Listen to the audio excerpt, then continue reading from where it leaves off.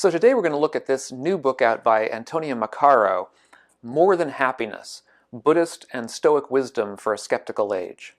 Coming right up.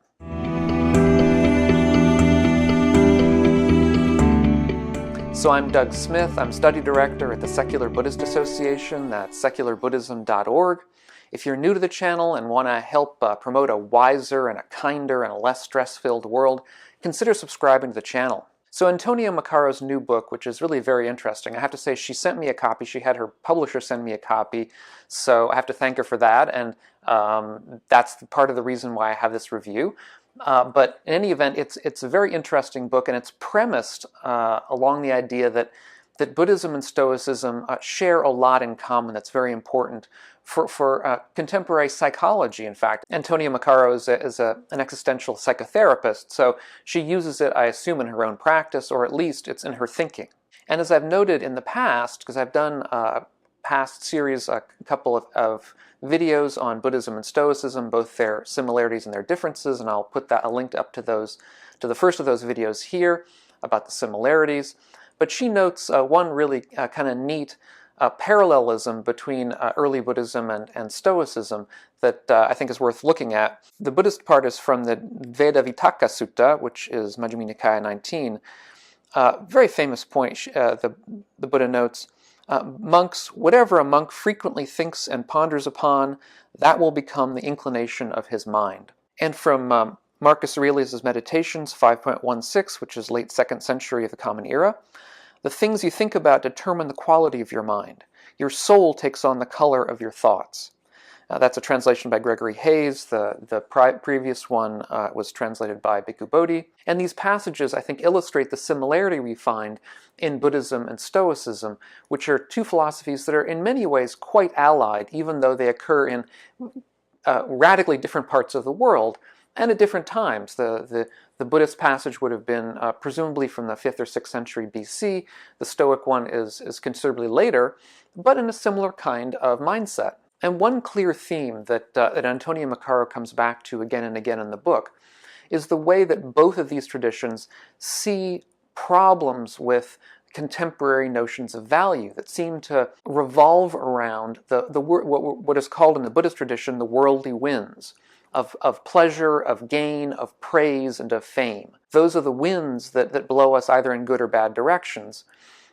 Pleasure, of course, worldly pleasures and pains. Gain, that is to say, making money, how much we're able to have as an income, our assets, how much we're able to possess and own.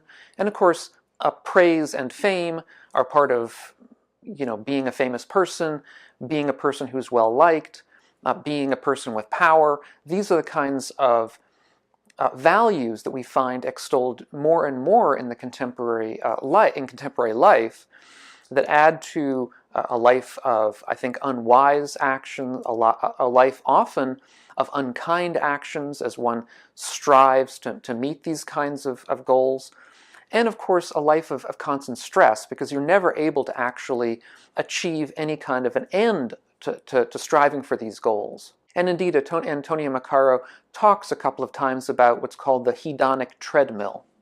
And the Hedonic Treadmill, this is a very interesting concept, comes from psychology.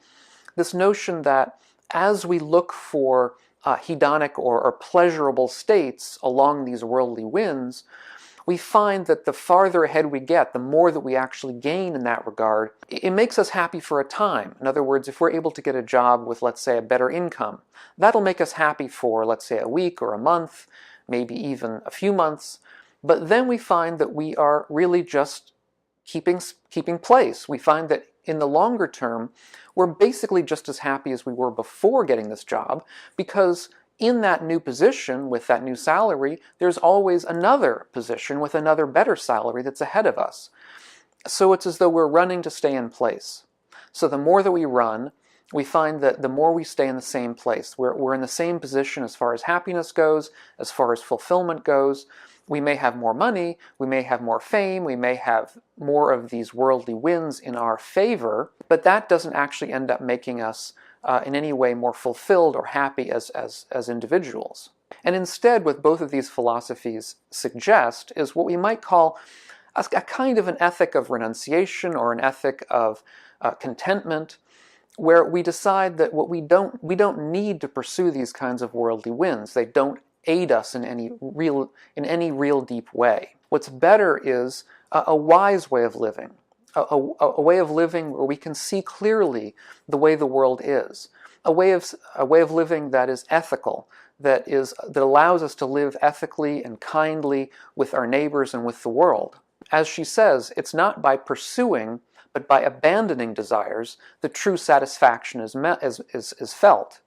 So, and this is a point of view taken in both Buddhism and Stoicism, that the pursuit of our ordinary desires, of course, there's a limited number of them that are necessary for our survival, and there are a number of them that are perfectly harmless and there's no problem with. But in general, the decision that life exists such that we can pursue and gain all of our desires, this is a recipe for unhappiness, or at least a recipe for stress and conflict. And that if we learn to renounce those desires, or not to pursue them, or to be content with their unfulfillment in every case, or not to say in every case, but their unfulfillment in a broad sense, that we can't fulfill all of them, we'll learn to live, I think, a happier, a kinder, and a less stress-filled life. One of the hallmarks, I think, of Antonia Macaro's book is that she has a very, what I would call, a deft use of the canonical material from the early Buddhist canon. She's particularly interested in early Buddhism. As she says at the beginning, she finds it, I think, down to earth and very much in line with the kind of aims that she's pursuing. It's most similar, I think, of all of the Buddhist material that I'm familiar with Stoicism. So to that extent, I think she's on the right path. And many of the suttas that she relies upon and the quotes that she pulls are things that I dealt with several months and years ago when I was writing my essays for the Secular Buddhist Association website. So a lot of it is very familiar to me, but it's probably not familiar to many of you. And she does a very good job with it, which I think is really something that should be lauded in this kind of a book. If for no other reason than simply because that material is so poorly understood in the West, and I think should be better understood because much of it is very, very interesting and has a lot to say to I think, illuminate our modern life. Now, I think it's very important that she calls the book More Than Happiness. And this is, I think, a window into the way she understands both of these traditions. That they're not proposing a kind of happiness, or at least the kind of happiness they're proposing is not the ordinary idea of happiness that we tend to suppose. The ordinary happiness that in modern life we think of as arising from pursuit and gain of these worldly wins in particular. We think of happiness as a kind of a temporary state of elation or joy, the kind of internal state of hedonic pleasure that comes and goes. And this is the problem with the ordinary idea of happiness, is that it's unstable. It's not the sort of thing we can rely upon. And so while she openly admits that what she's doing is cherry-picking from these traditions, she has, her book subtitled talks about a Sceptical Age, and so she's targeting her book, and I think her personality is also skeptical, so she targets her book away from certain of the more speculative notions that we find in both early Buddhism and in Stoicism. But the point is to cherry-pick without losing this notion of renunciation, which I think is critical. I find extremely important in her approach, because some of the modern approaches to Buddhism in particular, I think, tend to minimize the aspect of renunciation we find in the early tradition. It tends to be, at times at least, it tends to become sort of a caricature where we're supposed to be happy in a kind of a joyful sense with life however it is, and so that kind of approach goes hand in hand with virtually any modern kind of pursuit of gain or fame or money or whatever it happens to be. And so Antonia Macaro is trying to retain that sense of renunciation, of contentment with the way things are. To that extent, I think she's cherry-picking in the right way. So clearly what we're not after here is an ordinary idea of happiness. Instead, what we're after is a wise and an ethical way of living. And that, for the Buddhists and for the Stoics and for her, that is its own kind of happiness. But insofar as it is a kind of happiness, it's not an ordinary kind of happiness. It is what we might call beyond happiness. It's a pleasant state, but not a state necessarily of open joy, at least not all the time. Instead, it's a state of what we might call equanimity and contentment. Those are the kinds of psychological states that we find in this kind of pursuit. Equanimity in the sense of being equanimous with the way things are, contentment with what one's life has provided one, where one does not feel a need to pursue these worldly winds. Of course, both of these states are compatible with pursuit of certain kinds of gain or certain kinds of improvement, self-improvement. Certainly they're compatible with seeking justice in the world, but I think they're compatible in the sense that they make pursuit of justice, let's say, a less stress-filled enterprise. And they make us more effective at pursuing justice because we're less consumed by, let's say, hatred and striving while we're doing it. We're aware that there are great barriers to any kind of success we might achieve. We're aware that we may fail, but we try anyway out of simply a sense of compassion for others. And she says the aim of both of these philosophies is to improve certain kinds of cognitive states that are linked to a mental health.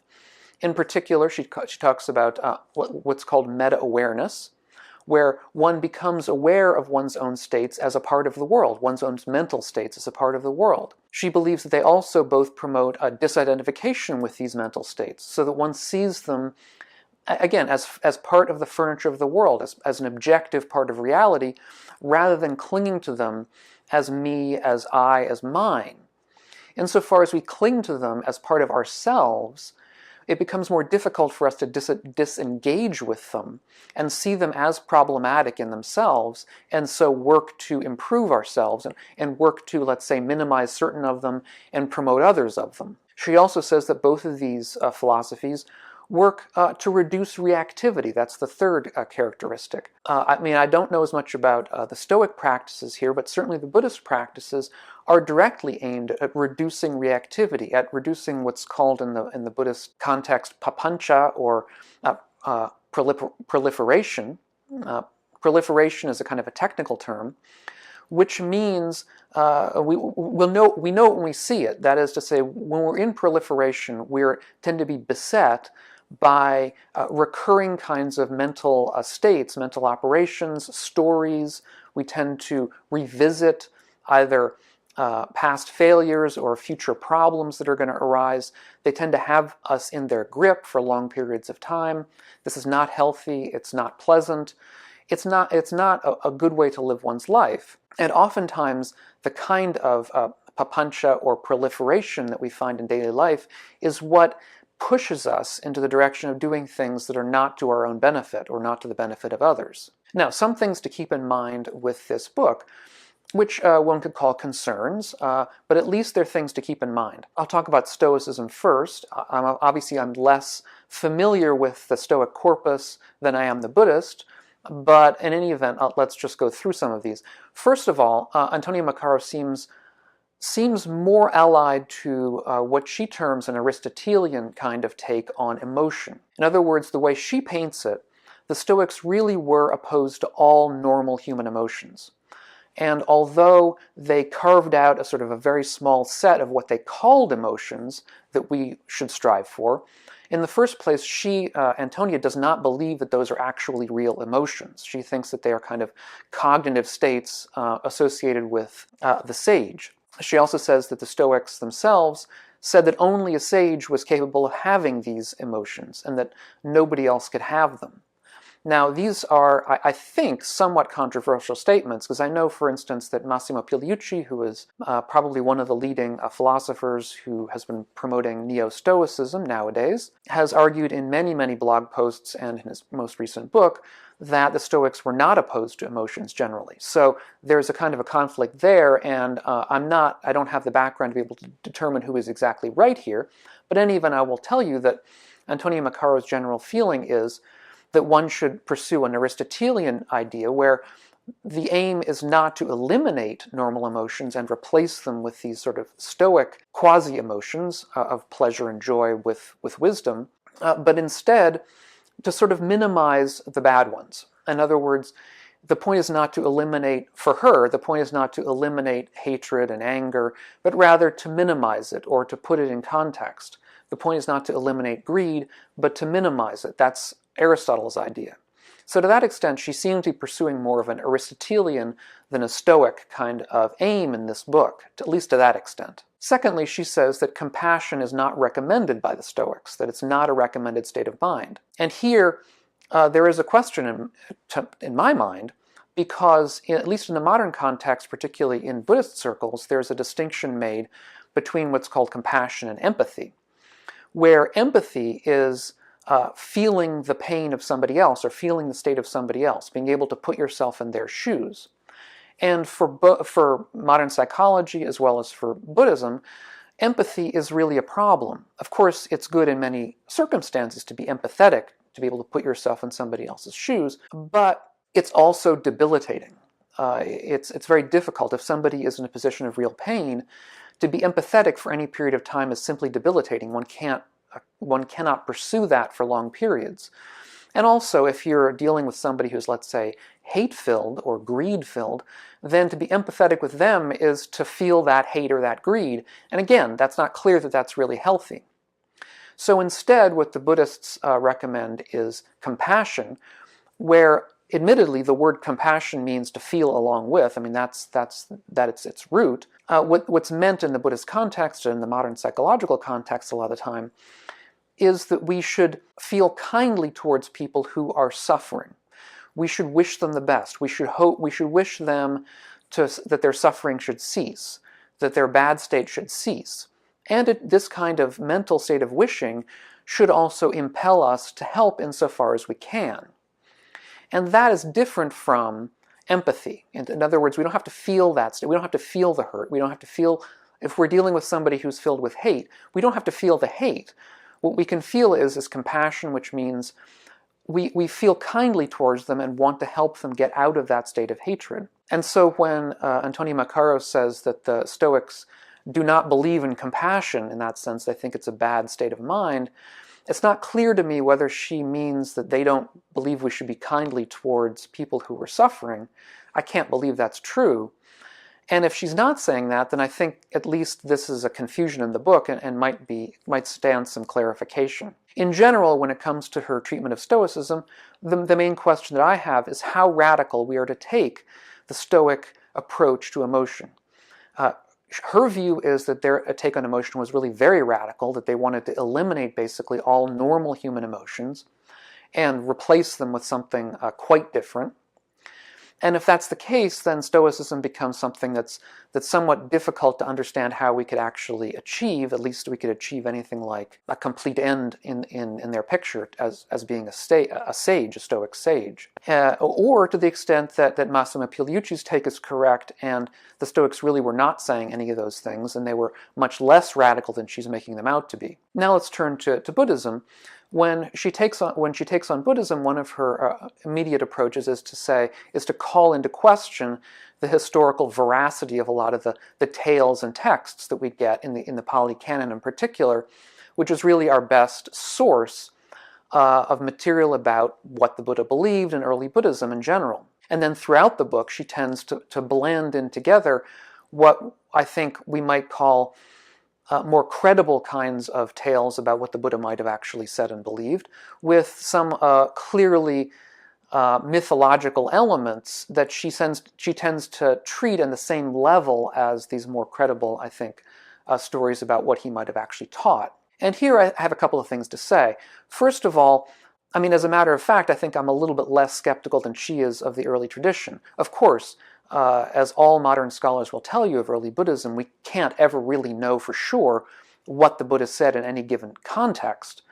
All of the texts passed down to us were at the very least cobbled together over a long period of time, memorized by different people, put together over periods of time, put together in different ways by different groups. So we have one group in Pali, one group in Chinese, the Agamas, which is a rough translation. And although there really isn't much substantively different between them as far as the teaching goes, there certainly are major differences as far as organization go. But that said, I think we can come to those texts with a critical eye and determine, for example, that many of the aspects of them are clearly mythological, clearly later. I've talked about some of these in prior videos. There are clear contradictions, for instance, in the Buddha's appearance and so on, that we can use those contradictions to say these parts of the texts are likely later. There are what seemed to many of us of a skeptical bent, some clearly mythological elements because they involve miracles of various kinds, and so are probably sourced in the sort of tradition after the Buddha's death, or during his lifetime by people who were prone to exaggeration of certain kinds. But more is the point, it doesn't really matter whether what we have in front of us is an accurate retelling of what the Buddha actually taught, that is to say the person Siddhartha Gautama actually taught, or whether it's some sort of a blend of what he taught and what some of his followers taught. Really, in the final analysis, doesn't matter because we have to deal with the texts anyway. And so, given that this is very much an introduction to these texts, this is not supposed to be a scholarly treatment of the early material. I don't really think that it matters whether or not we can know for sure any of these whether any of these texts are absolutely accurate as to what he taught. And I find it interesting in a certain number of recent tellings of Buddhism that one finds skepticism with the early Buddhist material that tends to always go a little bit beyond the similar kind of skepticism one might lend to the Western material. And I wonder to what extent this is an East-West kind of thing, where the Eastern stuff is always sort of looked upon as slightly less credible than the Western stuff, no matter what it is. She also, at one point in the book, talks about the early Buddhist treatment of awakening, and talks about how in the early tradition there were, she says, two paths to liberation. And this, in other words, there's one path that was the path of concentration, of jhana, of deep meditation, of getting into these kind of absorptive meditations. There was another path of insight, which was a more cognitive path of understanding the marks of reality, understanding all things pass, and that these were different and separate paths. And this is a view of early Buddhism that began with the famous Belgian 19th, early 20th century scholar Louis de Lavallée-Poussin, and has been taken up by a certain number of scholars along the years. I mean, his major point and their major point is that if we look at the Eightfold Path, the final two steps on the path are right mindfulness and right concentration, and there's a sense in which these might each themselves be one route to awakening, because in some of the texts, the Buddha awakens after reaching the fourth jhana, which is an aspect of concentration. Concentration is the last of these. So maybe that was one way in the early tradition to reach awakening. And then we also find other texts where awakening is sort of a cognitive matter of understanding the way the world is. And so maybe that was another way of awakening.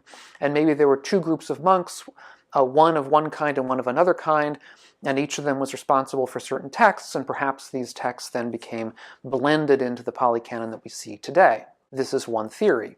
However, there are a number of very prominent scholars of the early material, including Rupert Gethin and Anālayo and several others of that stature, who do not agree with this, who say that although there's an apparent discontinuity between these two aspects of awakening, in fact, they go together, they run together. You need both. You need both concentration and insight in order to reach awakening.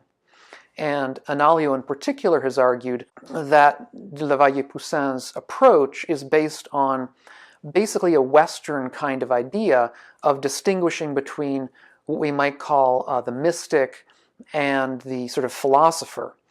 And that's something you find in the West, where the tradition of mysticism or deep states of meditative awareness and philosophy, or sort of more cognitive rational states, these were not generally pursued by the same people. They were tend to be pursued by different people. And so we read that back into the ancient Indian tradition and assume that there must have been people doing different things. Whereas in fact, in ancient India, there wasn't the same distinction between mysticism, so-called, and sort of a more cognitive inquiry. And if Anālayo is right, then this two-path deliberation theory is not correct.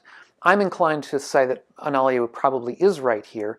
But again, the larger point, just as with the point I made in the previous section, is that it's not really germane in this kind of a book. It doesn't matter. I mean, in other words, this is a topic of some disagreement, of some controversy in the understanding of early Buddhism. And so it's not sort of a topic that we can get into in a book, in a sort of an introductory book to Buddhism in general. And it's certainly, if you're going to get into it, then you should at least, I think, give both sides of the issue and talk about how it's something of a controversy. Now, when it comes to the issue of emotions, Buddhist emotions, she doesn't really critique them in the same way she critiques Stoicism. She talks about how the good Buddhist emotions are the Brahma-viharas. She mentions them in specific. That is the emotions of kindness, of compassion, sympathetic joy, that is joy with people who are doing better than we are. Compassion is joy for people who are doing less well than we are, or at least friendliness towards people who are doing less well. And equanimity. Those are the four Brahma-viharas. However, there are other kinds of emotional states that also would be recommended within the early Buddhist tradition. Certainly there are states of jhanic pleasure, that is pleasure of absorptive meditation, which are perfectly okay for even an awakened being to feel, joy and certain kinds of elation, which go along with that, happiness that go along with the jhanas. Also, there are certainly states of generosity, which are also emotional states that are perfectly fine. And in general, any emotional states that are compatible with non-greed, non-hatred, and non-delusion are perfectly fine within the Buddhist context. But I would say, in a similar way that she treated the Stoics, she basically treats awakening in a similar way. She doesn't seem to think awakening, or the final achievement of the eradication of unskillful mental states or unskillful emotions. She doesn't seem to believe that's possible, which is admittedly a good skeptical kind of take to have. And so, as a result, her take on early Buddhism is that we really shouldn't strive to eradicate these unskillful states, but instead to minimize them. From the point of view of sort of a layperson's take on this material, there's nothing really wrong with that. I mean, it's better certainly to minimize them than not to. But we might want to wonder whether awakening isn't at least possible in a momentary way, even if we cannot really achieve a final eradication of these states, which the Buddha talks about a lot of times in these early texts, as being sort of pulled up from the root, cut off at the stump, burned, and so that they'll never return.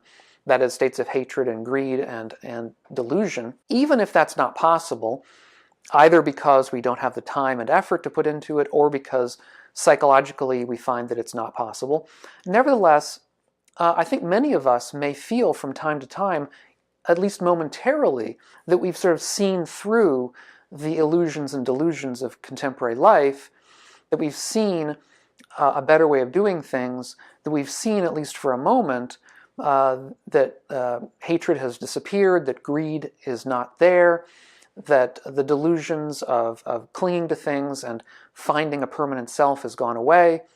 And so we're in at least a temporary kind of what we might call quasi-awakened state. And if that's possible for a moment, if it's possible for a few minutes or an hour or however long, shouldn't it be something that we should pursue and not simply think right from the start that it's not possible? Because if we think right from the start it's not possible, certainly we're not going to have the impetus to go and pursue it. Not necessarily that should be all that we're doing. I think that the broader aim of minimizing the unskillful states and trying to maximize the skillful ones is, of course, the best option. It's an empirical question how far we can get there. So if you're interested in a discussion of these topics and many others similar, I suggest checking out my Patreon page, where we'll have some discussion. It's a new page, it's a new idea of mine to try to give some support to this community. And once again, I want to thank Antonia Macaro for sending me a copy of this book. I think it's a wonderful book. I've gone through why I really like it. I've gone through some of the issues I have with some of the presentation, but as I think I said at the beginning, I want to reinforce at the end that I think it's a wonderful book. I highly recommend it. The questions I have about it are minor in the overall scheme of things. I think there are places where we can originate a discussion. If you've read the book or interested in reading it, I'd be interested in your thoughts. Or if you have something to say about what I've talked about today, also interested in your thoughts, because I think this is a very fruitful area of discussion, the confluence of Buddhism, early Buddhism, and Stoicism. So subscribe, give us a thumbs up, and we'll catch you on the next video. Bye-bye.